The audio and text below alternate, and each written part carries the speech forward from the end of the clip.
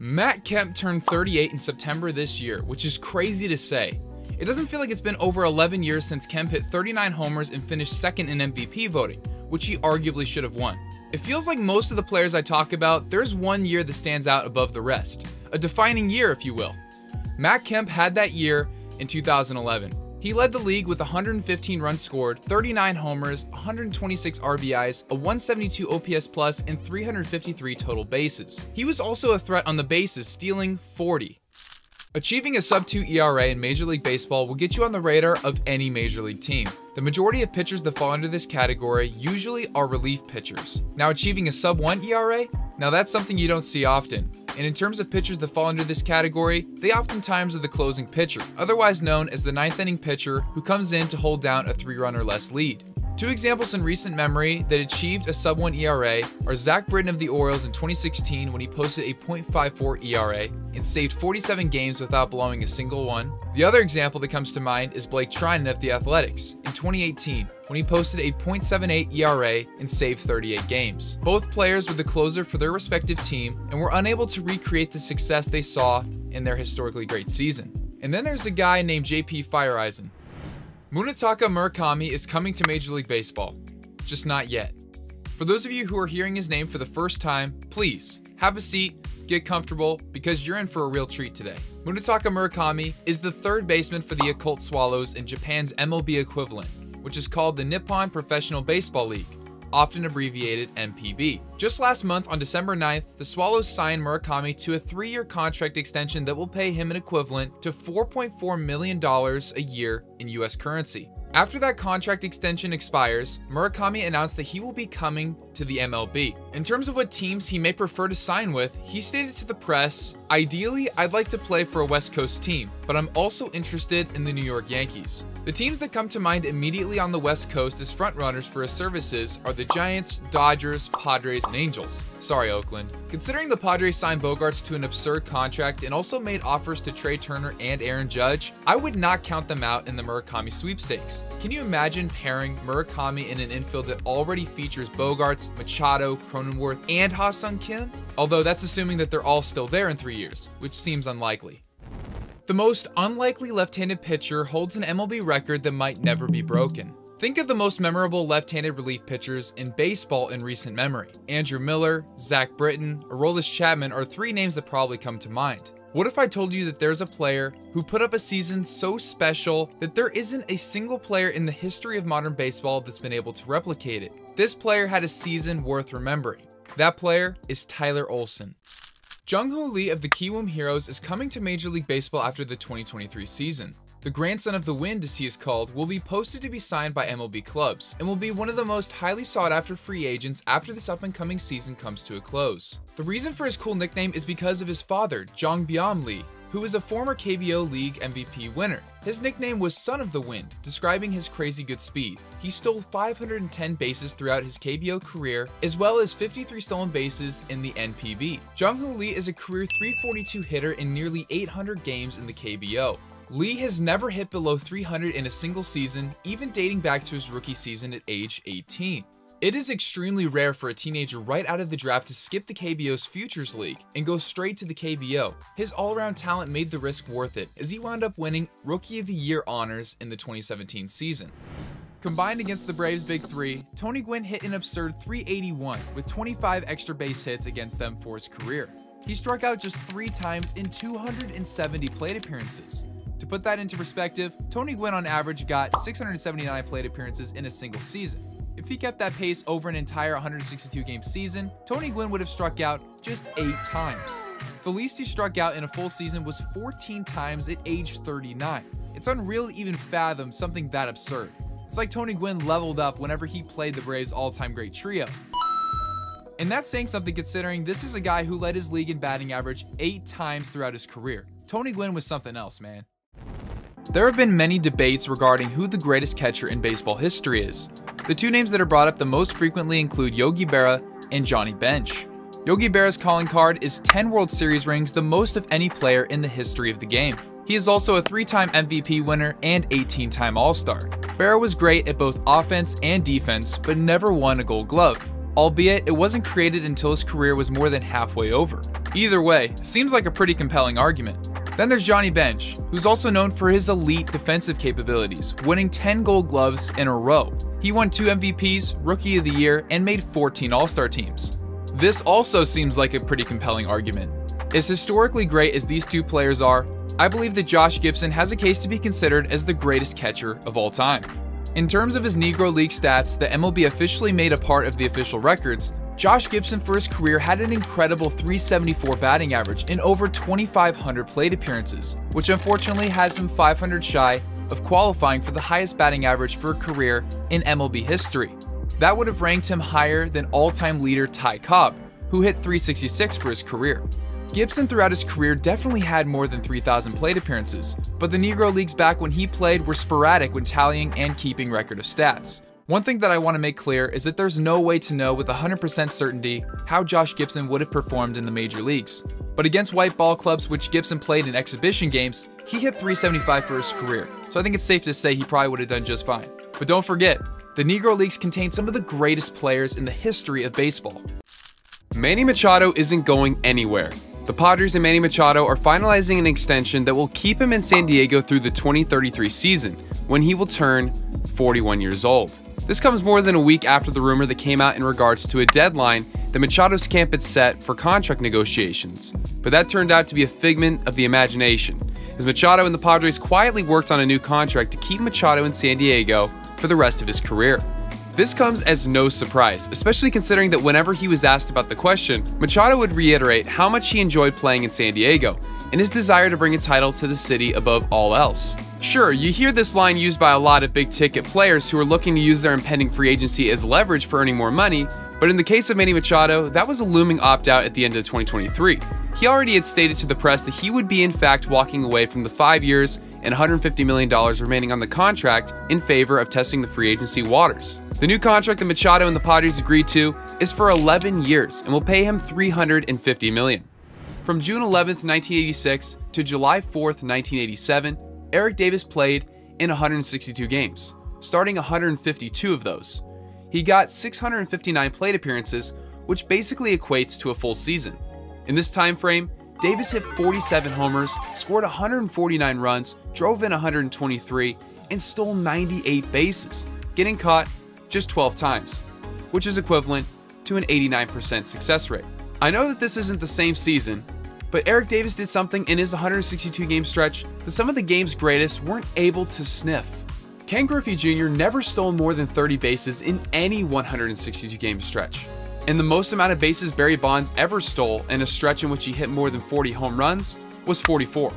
Eric Davis was a one-of-a-kind player, and unfortunately injuries plagued his career, preventing him from ever getting close to this height of success the rest of his baseball career. 16 teams took the field in hopes of winning the 4th ever World Baseball Classic in 2017. Team USA, of course, was one of those 16 teams, and they were favored to win it all prior to the 2017 WBC. However, in 20 games previous to the Classic, Team USA, cumulative, had just a 10-10 record. In their previous 3 appearances, they had fallen short in their hopes of bringing a title to the USA. But if they were going to win it all, 2017 was their year. They had the odds in their favor in an absolutely stacked roster. Some key players they were able to recruit include the likes of Christian Yelich, Giancarlo Stanton, Nolan Arenado, Alex Bregman, Chris Archer, Adam Jones, among many other fantastic big league players who created a force to be reckoned with in their division.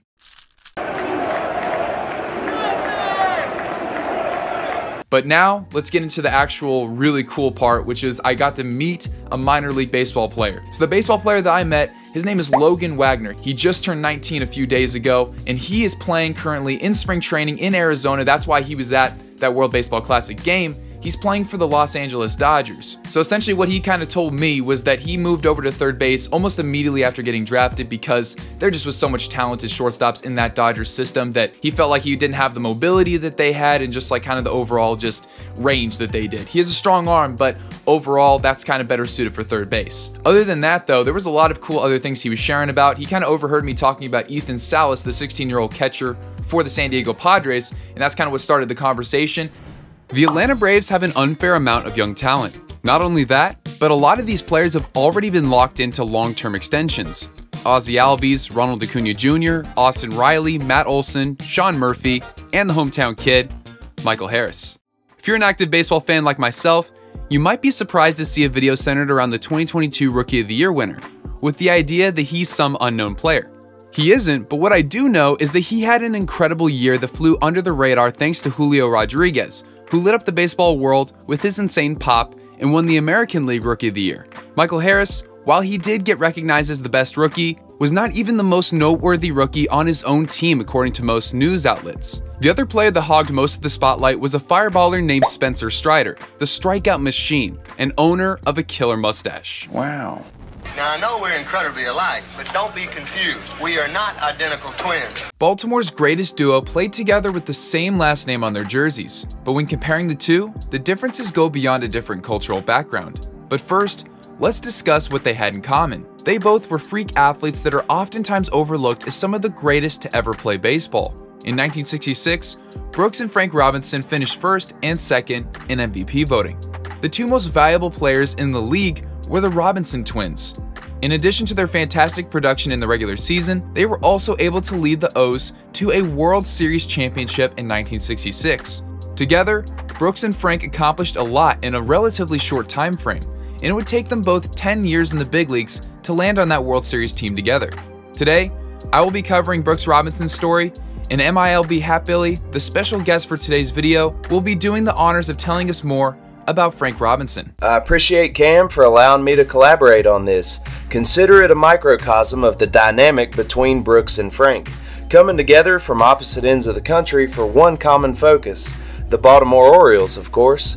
Frank Robinson was the youngest of 10 children raised by a single mother in a low-income tenement dwelling in West Oakland, California. Suffice it to say, nothing in life came easy to Frank in Oakland except for athletics. Get it? Sunflower seeds go with baseball like peanut butter goes with jelly. The reasons for baseball players enjoying this snack during games goes well beyond how tasty they are, including the wide variety of flavors you can buy at the grocery store. Today, we're going to delve into the history of sunflower seeds making its way into America's pastime. To start, let's introduce sunflower seeds. As the name suggests, they originate from sunflowers. But the truly interesting part is that in one sunflower, there can be up to 2,000 seeds to be harvested. In addition to the kind of sunflower that contains the seeds used for baseball, there is also a type of sunflower crop that is grown for the oil. If you've ever seen a sunflower seed, you would know that the part you eat is wrapped up in a shell known as a hull, which is black and white. Usually you'll see on TV that ball players will throw several seeds in their mouth and they'll crack the seed, eat the good part, and spit out the hull. Or in the case of Freddie Freeman in this clip, he just puts the whole pack in his mouth. Wow. Baseball's most famous knuckleballer had a year in 1978 that will blow your mind, but at the time, it was overlooked. Phil Niekro in his career became the only knuckleballer to become a member of the 300-win, 3,000 strikeout club, a historic group that cements a Hall of Fame career in the eyes of the voters. In terms of WAR, Niekro ranked 11th all-time among pitchers, posting a 97 WAR for his career. It's gum time. Bubblegum. Those two words probably bring to mind yourself or someone you know trying to blow a bubble, whether it was in the middle of class or out on the ball field. But first off, before we talk about the history of gum in baseball, what even is this substance that people chew for fun? The main component of bubblegum is the gum base, also known as the gum core. This is the part that makes gum chewy. It is created from tree resin generally produced by coniferous trees. It's different than sap, which is produced on all trees. The gum base is poured into a mixture, which is where they add color and flavoring to it. Glucose syrup is then added to sweeten it up. It also helps keep the gum soft and makes it easier to chew. Dextrose is a powdered sweetener that is added to help blend the ingredients. It is then stretched out and rolled into a much more manageable size, which is then sent off to cool and shortly thereafter is wrapped up like what you see at the grocery store. Historically, gum itself has been used worldwide since ancient times to clean the mouth and freshen breath. Some players have liked bubblegum maybe a little too much. Just ask A-Rod, who supposedly ate 36 pieces of bubblegum every single game.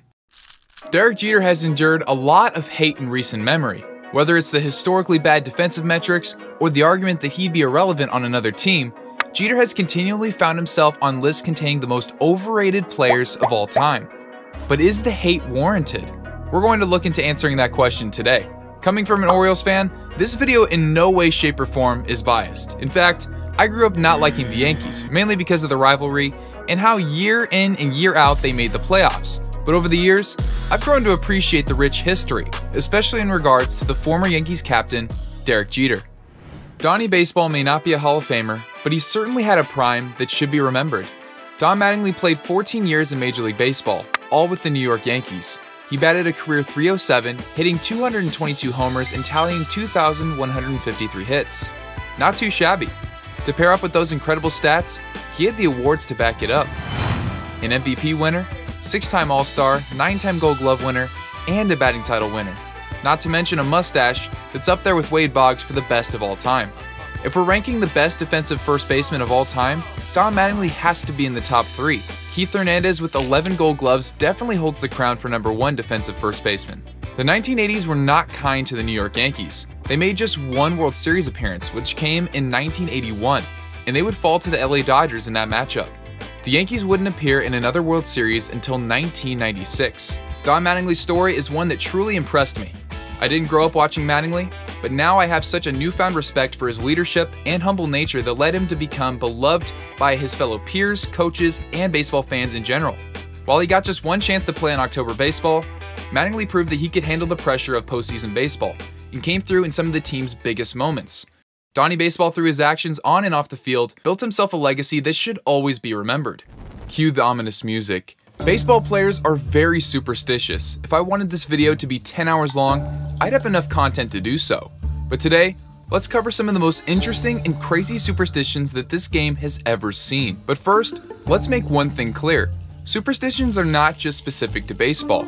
Historically, there have been superstitions like knocking on wood to not jinx something, avoiding breaking a mirror, and the negative connotation associated with the number 13. Hence why hotels typically don't even utilize the 13th floor. But come on now, you're not fooling anybody, floor 14. Dale Murphy owned the 1980s. Am I trying to say that there was no one better than him during this era? No. But was he on another level? Absolutely. While Murphy has not earned a Cooperstown nod yet, that doesn't mean it can't occur in the future courtesy of a Veterans Committee induction. In my opinion, I can see it going either way. Murphy had a Hall of Fame prime that feels underappreciated, and while that doesn't necessarily warrant a Hall of Fame induction, it certainly should always be remembered. Maybe if he'd won that elusive 3rd MVP, or had a couple more seasons to get him closer to 2,500 hits, this part of the video would look a lot different. Corbin Carroll is incredibly fast, so fast that he is ranked 2nd in the big leagues in 2023 for sprint speed, only behind Bobby Witt Jr. of the Royals. Corbin Carroll has shown so much promise in his minor league and big league career thus far that the Diamondbacks decided to lock him up on an 8-year extension that will pay him a guaranteed $111 million. While the leaderboard has Carroll ranked 2nd in the big leagues according to Baseball Savant, he's not even the fastest player on his own team. According to teammates of Carroll, they don't consider him to be the best all-around athlete. That title is reserved for Dre Jameson, a 25-year-old right-handed pitcher who has shown some great promise in the small sample size he's recorded thus far. His whiff percentage ranks him in the top 5% of MLB pitchers. As center fielder Alec Thomas said, "I think we've got a lot of athletes on this team, and I think the best one, probably in all aspects of being athletic, I think the best one pitched yesterday. He's a crazy all-around athlete." So let's see if you can tell the difference between Hall of Fame closer Trevor Hoffman and Francisco Rodriguez, an extremely great closer in his prime. In fact, he holds an MLB record that might never be broken. But before we talk about that, let's see if you can tell Hoffman and K-Rod apart. Player 1 had a 2.86 career ERA, struck out 1,142 batters in their career, won 2 Rolaids Relief Awards, and made 6 All-Star teams. Player 2 had a 2.87 career ERA, struck out 1,133 batters in their career.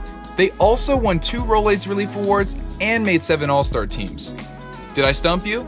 Player 1 was K-Rod and Player 2 was Trevor Hoffman. The similarities between their accolades and career numbers is shocking to those who've never compared them side by side. Now, of course, I am neglecting the save stat, which is kind of important because it's the primary reason for Hoffman's Hall of Fame election. His 601 saves at one point were the most in baseball history until Mariano Rivera came along. But Francisco Rodriguez still has his fair share of saves. He has the 4th most of all time, with 437. He saved 40 or more games 6 times in his career. And in 2008, K-Rod had a season that would etch his name into baseball history. On September 24th, he nailed down his 62nd and final save of the year. Cal Ripken in 1983 had an incredible season.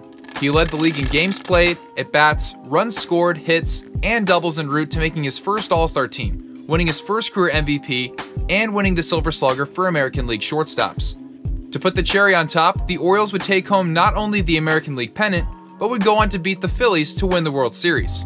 Cal Ripken, if he wasn't already after a Rookie of the Year finish the year prior, was an established stud at the major league level.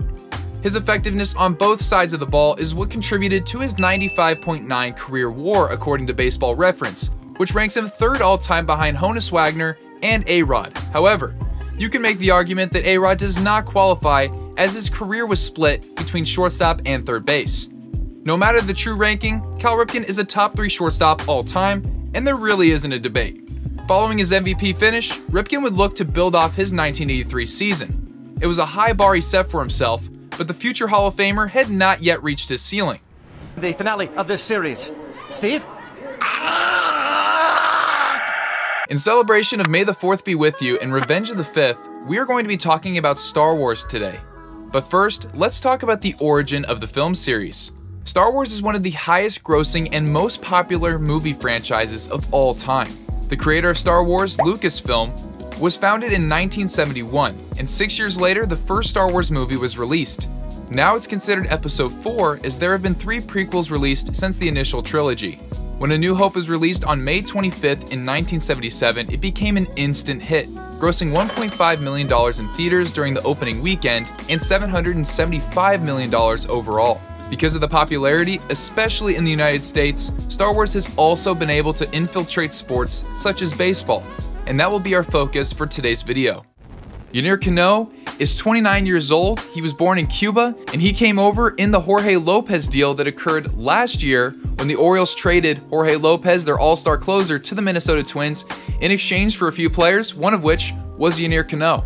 His sinker is just fantastic. He's got so much movement on it that some people even think that it looks like a changeup more than a sinker. In his arsenal, he has a fastball, changeup, and slider. That fastball, though, is more, like we said, more like a sinker. His changeup has also got some great movement on it. This guy came out of nowhere. Where do all these guys come from? But it's one of those things where you just can't make this stuff up. At the time of recording this video, Yennier Cano has a 1.2 WAR according to Baseball Reference, a 0 ERA in 10 games pitched, 12 innings, 13 strikeouts, and a 0.083 whip. The 2015 postseason contained some of the most memorable moments in postseason history. The Royals and Mets battled it out in the World Series, and while the Mets didn't come out on top, I'll always remember Matt Harvey begging manager Terry Collins to come back out and pitch in the 9th inning in Game 5 of the World Series. Unfortunately, that would backfire and put a stop to the reign of the Dark Knight. He allowed 2 runs in the 9th, and the Royals would go off for 5 runs in the 12th to seal the deal and win it all. But the World Series did not contain the most memorable moment of this postseason. That title is reserved for the winner-take-all Game 5 of the ALDS played between the Texas Rangers and Toronto Blue Jays. This series would eventually spark controversy between the two franchises, involving brawls, hit batters, and much more. Mike Trout is one of the greatest baseball players in the history of the sport. He's nearly passed Ken Griffey Jr. in WAR according to Baseball Reference, and is well on his way to a Cooperstown induction once his career is said and done. The MVP in baseball is awarded to the most valuable player in both the American and National League. Trout has 3 of these awards. That's a lot. It ties him with guys like A-Rod and Pujols among several others for second all-time. The all-time leader is Barry Bonds, who won 7 MVPs throughout the course of his career. Wow. Mike Trout had his work cut out for him if he wants to one day pass Barry Bonds for most MVPs all time. But it really should be a lot closer than it is. In fact, Trout has been robbed just as many times as he's won MVPs for his career. Wade Boggs not only has a funny nickname and remarkable mustache, throughout his career he cemented himself as one of the all-time greats. From a beer-chugging sensation to an all-around stud, Boggs is one of the game's most unique when it comes down to it. His ability to be disciplined at the plate for WAR, tally 3,010 hits, and post a career .328 batting average. Wade Boggs is truly a baseball enigma. The third and final one they're going to test, this one is just, who came up with this idea? It is called the double hook DH rule. Not Hooky from SpongeBob, that actually might be a good rule. This is the double hook rule.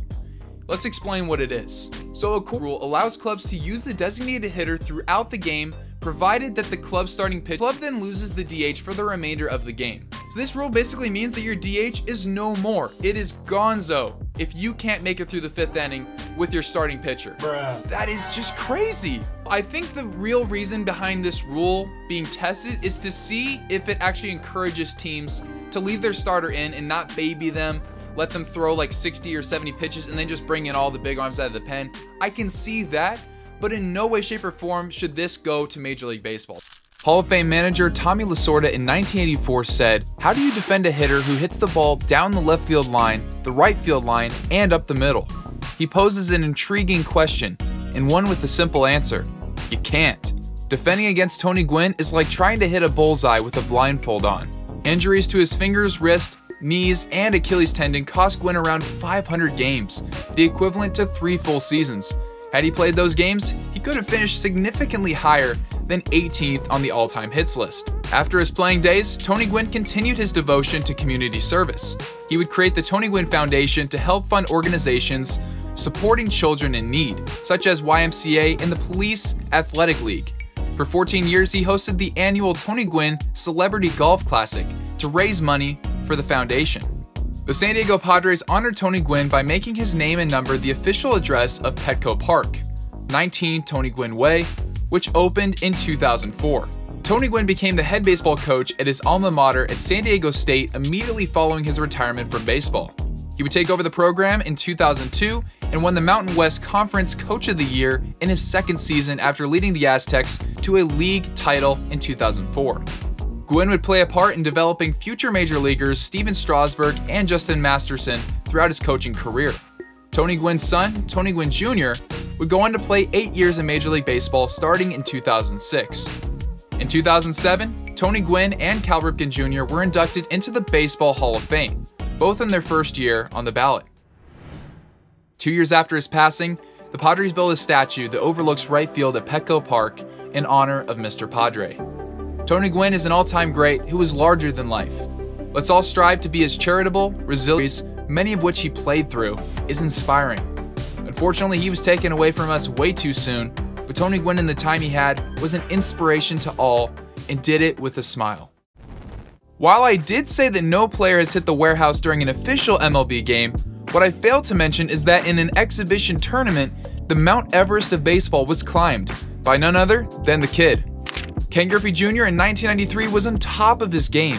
He mashed 45 homers, drove in 109, batted .309, posted a 1.025 OPS, and put together a 71% better than league average season according to OPS+. He would finish 5th in MVP voting, win a Gold Glove, Silver Slugger, and naturally would make his 4th straight All-Star game. During All-Star Weekend in 1993, the festivities, Home Run Derby, and All-Star Game would take place at Camden Yards. While the All-Star Game was a great game, with the American League eventually winning 9-3 over the National League, that's not what we're going to focus on today. The Home Run Derby took place on July 12th in 1993. The Derby had an incredible group of players that would battle it out for the Derby crown. In the final round, it would come down to Juan Gonzalez versus Ken Griffey Jr. Both players were impressive and took down Barry Bonds and company in order to make it to the finale. Ken Griffey Jr. would hit first and was cranking majestic home runs left and right. This derby did not have a timer like there is today, and each player had 5 outs to work with, classified as anything hit that wasn't a dinger. So realistically, you could take as many pitches as you wanted to, albeit the guy throwing to you is throwing cookies down the middle. But nonetheless, Griffey had all the time in the world to put on a show. Griffey would smack 3 homers but would also record 4 outs in that time.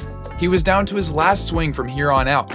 On the next pitch, Griffey reared back and sent an absolute moonshot that soared high above everything.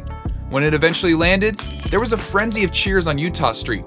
The home run had hit the warehouse. Darryl Strawberry was a controversial player who throughout his career got into more trouble than just about any other player in Major League Baseball. Not to mention that he had a severe problem with substance abuse while being one of the most talented players in the entire sport. His prime surfaces countless questions, none more prominent than this hypothetical. What would have happened had he stayed away from drugs and alcohol?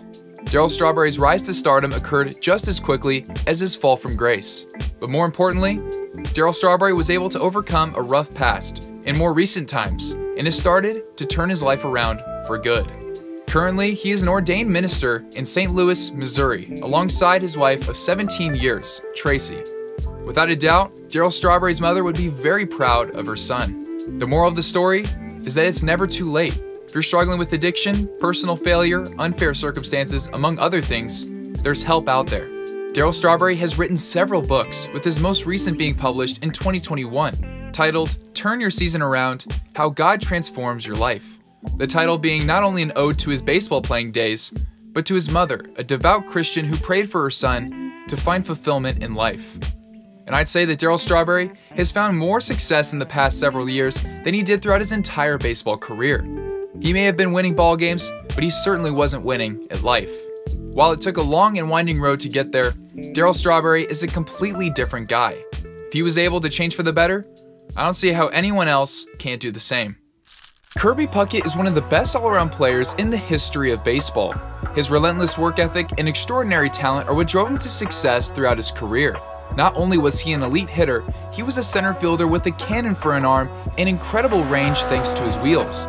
His shorter stature and stockier build never held him back from being one of the game's best.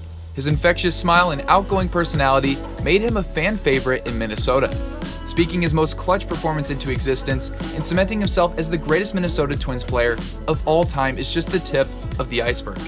Kirby Puckett had an infectious energy and love for the game that we should always remember. Craig Biggio holds a record that might never be broken. He is one of the best baseball players from the 1990s, and his Hall of Fame career will blow your mind. The real question is, how come we don't talk about this guy more? Well, he played all 20 years of his big league career with the Houston Astros, and they would make the postseason in just 6 of those seasons. Unfortunately, Craig Biggio never got a World Series ring. I bring this up early because to truly appreciate Craig Biggio, you have to realize his loyalty to the city of Houston was priority number one. The fans loved him, and he was an excellent example of what hustle looks like to his teammates and opposing players. He shared the biggest achievement of his career with his buddy, established himself as a versatile fielder and thrived in whatever role the Astros asked of him, and showcased immense talent over 20 big league seasons, all for the Astros. A true Houston lifer, and I can't think of a better person to be the poster boy for one of the nation's biggest cities. Let us all strive to finish what we start and remember the insane prime of Craig Biggio.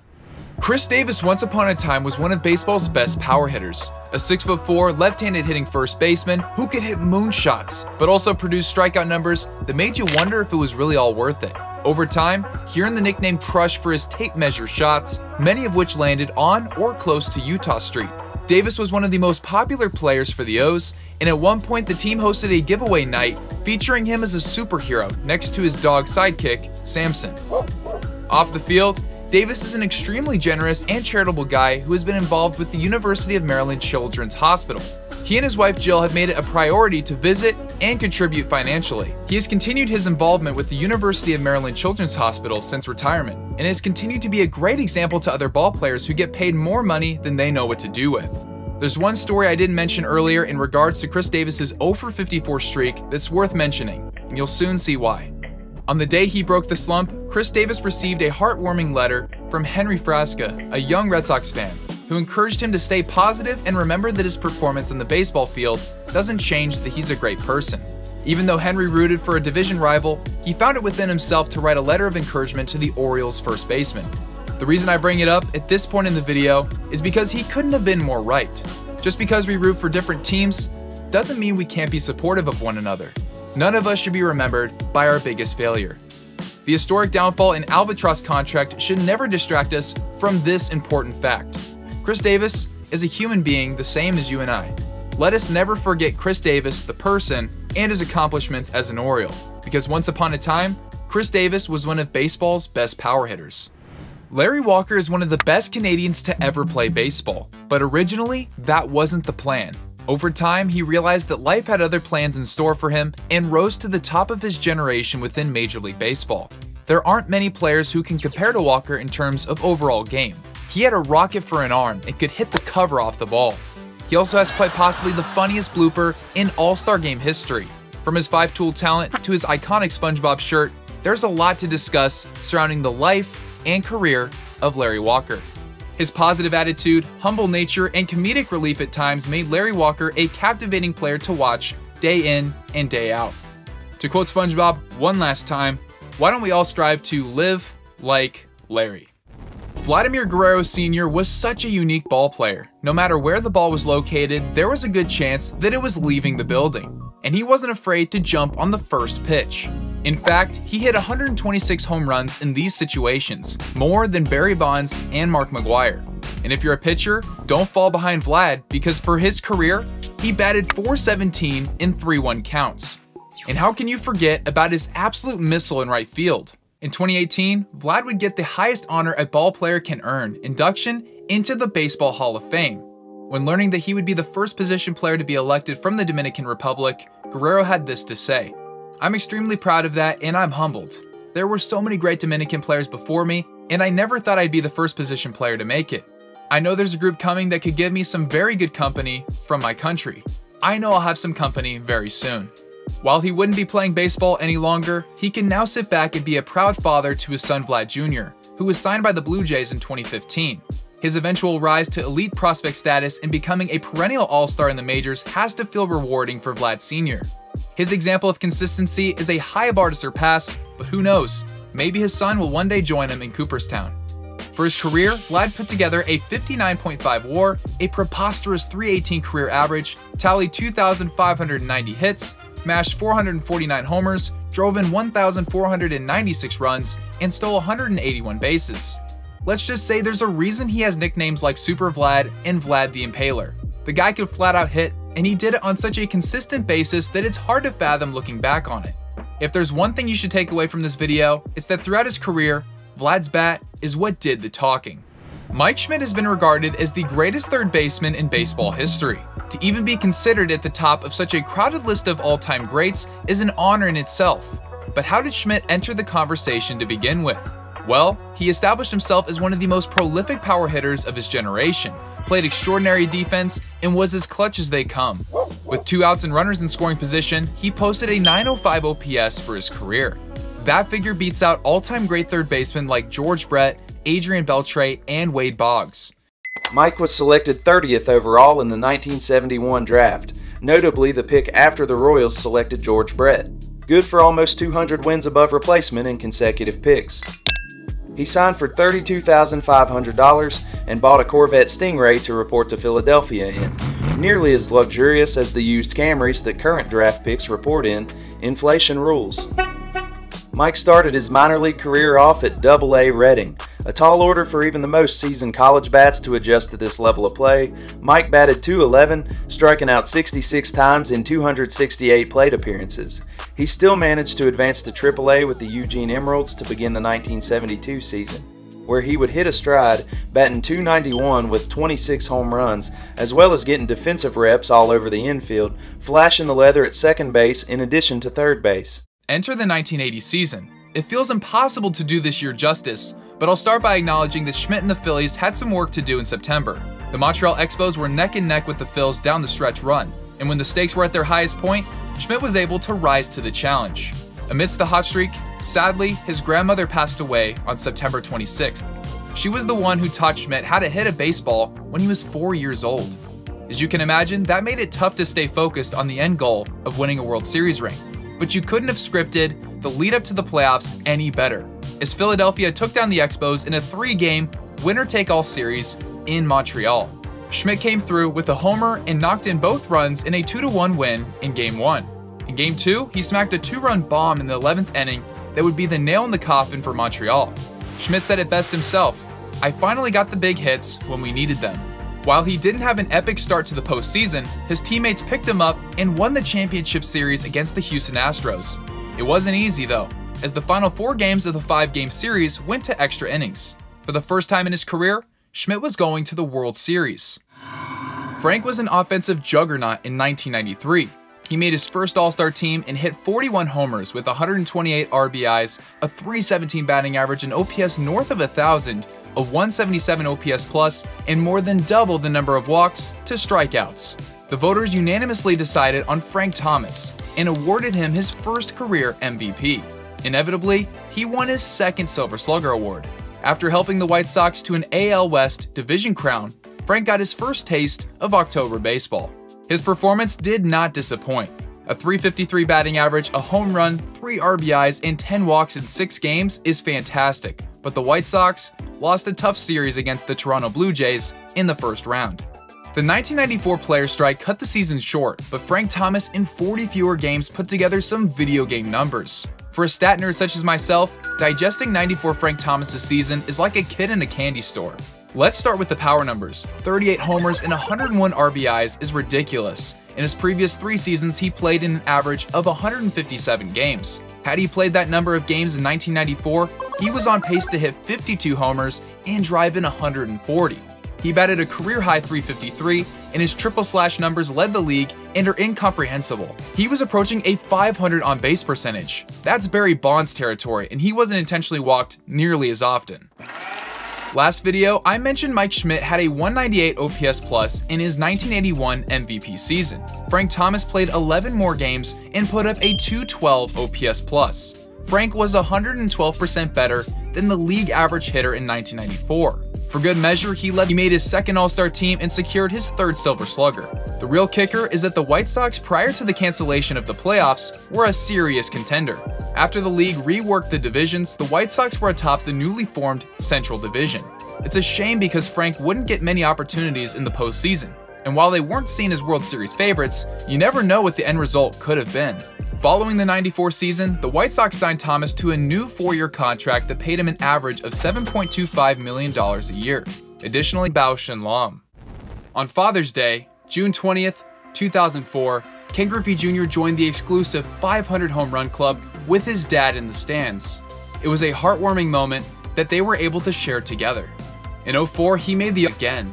He had failed to reach 100 games played in for the 3rd consecutive season, 2000 for the first time since 1997, and reached the 30 homer mark for the first time since the year 2000. His 144 OPS plus was more characteristic of Prime Jr. He received MVP votes for the first time as a Red, and won the National League Comeback Player of the Year award. In 2006, Ken Griffey Jr. participated in the World Baseball Classic, an international baseball tournament that features the best teams based on world rankings. Playing for Team USA, Jr. was at the top of nearly every offensive category. In 6 games, he batted an absurd .524, hitting 3 home runs and driving in 10 runs. In 2007, Ken Griffey Jr. would start the tradition of honoring Jackie Robinson by wearing the number 42, 60 years to the day after Robinson broke the color barrier in baseball. He was granted permission from Robinson's widow, Rachel, and Commissioner Bud Selig. Once word got out, other players followed suit, and 2 years later, the practice became tradition. Every April 15th, players, coaches, and umpires around the league wear the number 42 to honor Jackie Robinson. During this same season, he returned to Safeco Field for the first time since being traded to the Reds. He received a standing ovation and proceeded to hit 2 home runs in the final game of the series. On June 9th, 2008, the kid reached the 600 home run milestone. His time with the Reds came to an end at the trade deadline, where he was sent to the Chicago White Sox.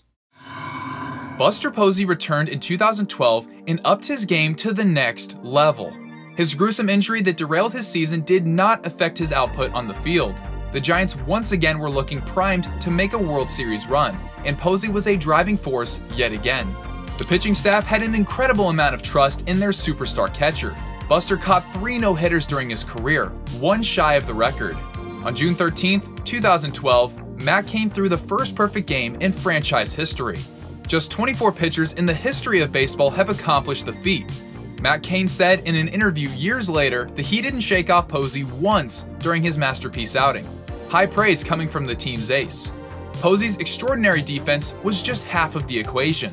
He reached career highs in nearly every major offensive category in 2012, hitting 24 homers, driving in 103, posting a .408 on-base percentage, and leading the league with an outrageous 171 OPS plus as a catcher.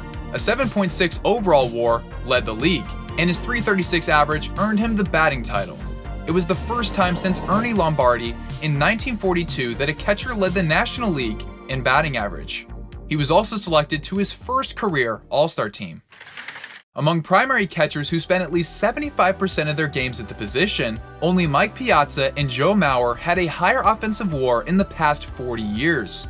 Posey's 7.3 offensive WAR in 2012 has not been matched since. His remarkable season would continue into the postseason, where the Giants matched up with the Cincinnati Reds in the division series. In the winner-take-all Game 5, Posey hit a grand slam. It was the knockout blow to eliminate the Reds. The National League Championship Series featured the Giants taking on the St. Louis Cardinals. The Giants quickly dropped to a 3-1 series deficit, and with their backs against the wall, won 3 straight games to secure their second World Series appearance of the 2010s. San Francisco's pitching was phenomenal, with Barry Zito, Ryan Vogelsong, and Matt Cain combining to allow 1 run in 20 1/3 innings. The Giants matched up, all of which came in Game 1. 2 consecutive shutouts put the Giants in prime position for a 4-game sweep in the October Classic. Game 4 proved to be the most thrilling of the set. In the 6th inning, Posey hit a go-ahead 2-run blast to put San Francisco on top. The Tigers answered in the bottom of the inning, and the Giants were able to win 4-3 in extras. They were World Series champions for the 2nd time in 3 years. Following the season, Buster Posey won his first career Silver Slugger award and was named the Comeback Player of the Year. The voters agreed that he was also the regular season MVP, becoming just the 18th catcher in baseball history to win the award. On a 1-1 count, Papelbon missed out over the plate, and Chipper crushed a fastball into the seats. A walk-off 3-run bomb to win the game for Atlanta. Every win mattered in September for a Braves team in the middle of contention for a playoff spot. The Braves would eventually secure their place as a wildcard team. The 2012 National League wildcard game turned out to be a controversial one, with an infield fly ruling costing the Braves in a crucial moment of the game. Instead of the bases being loaded with 1 out, it became 2nd and 3rd with 2 outs. The Cardinals went on to win the game 6-3, and Chipper's career came to a close. Now 40 years old, his 19-year career was a shoo-in for the Hall of Fame once eligible. For his career, he batted .303, becoming the only switch hitter in history to hit 300 or higher from both sides of the plate with a minimum of 1,000 plate appearances. An 85.3 WAR, 468 home runs, 1,000 plus, and 150 stolen bases. A World Series ring in 1995, the National League MVP in 1999, and a batting title in 2008. In 2012, Chipper Jones was named Marvin Miller Man of the Year, a Player's Choice Award given to the player who inspires others through on-field performance and contributions to the community. In 11 years, the Chipper Jones Family Foundation donated more than $2 million to several charitable organizations. Chipper has supported the Cystic Fibrosis Foundation, Camp Twin Lakes, the Boys and Girls Clubs of Georgia and Florida, Stetson University, and Children's Healthcare of Atlanta. In his first season with the Snakes, Randy took his game to the next level. By the end of the '99 season, he would join elite company. During a bench-clearing altercation between the D-backs and Giants, Randy hilariously put on the wrong hat. Ironically, this was some mild foreshadowing. Following his 6th All-Star appearance that summer, he shut out his former team, the Mariners, on July 20th, striking out 10 with no walks. After the shutout, he continued his dominant '99 regular season. An incredible second half put him atop many major pitching categories, including ERA, games started, complete games, innings pitched, strikeouts, batters faced, ERA+, FIP, Ks per 9, and WAR.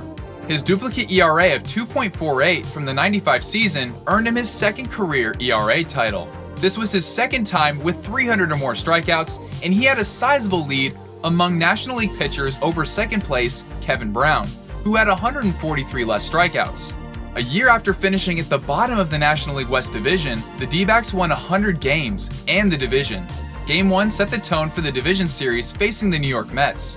Randy Johnson's outing was derailed in the 9th inning, allowing 3 runs for a total of 7 over 8 1/3. The Diamondbacks would fall to the Mets in 4 games. It was a disappointing ending to an otherwise stellar campaign. He won the National League Cy Young Award, joining Pedro Martinez and Gaylord Perry as the only pitchers to win the Cy Young Award in both leagues at that time. Currently, there are only 6 pitchers who have accomplished this feat. Vince's rise to base-stealing stardom in 1985 did not go unnoticed. He won Rookie of the Year honors and placed 11th in MVP voting. His 110 stolen bases led the National League and placed him 3rd on the all-time single-season stolen base leaderboard in the modern era, behind Rickey Henderson and Lou Brock. Vince's power numbers, or lack thereof, is crazy to think about. 636 at-bats and just 1 home run in Inside the Parker. Go figure. While he lacked a high slugging percentage, when he reached first base, it was often as good as a double or triple. In 1986, Coleman got off to a slow start, by his standards, stealing 8 bases in 18 games. No need to worry, Vince was just getting warmed up. In May, he had his best offensive month to date, batting .319 with a .380 on-base percentage, leading to 16 stolen bases. He stole no less than 19 in a single month from June onward. June 1st, 1986 held one of baseball's wildest encounters. The Cardinals were facing the Reds and pitcher Chris Welsh was on the mound. He walked Vince to begin the game, who proceeded to steal second and third for good measure. While he got thrown out attempting to score on a sacrifice fly, the fear started to set in for Welsh. Next time up, Vince hit a single. One after another, Welsh threw over to first. Each time, Coleman successfully got back to the bag. A few instances were close calls, but by the time the shenanigans were through, Welsh had thrown over an astounding 17 times, an MLB record. The fans were so fed up with it that they booed him incessantly. All same game, Welsh was back at it again and finally got his man. He picked off Coleman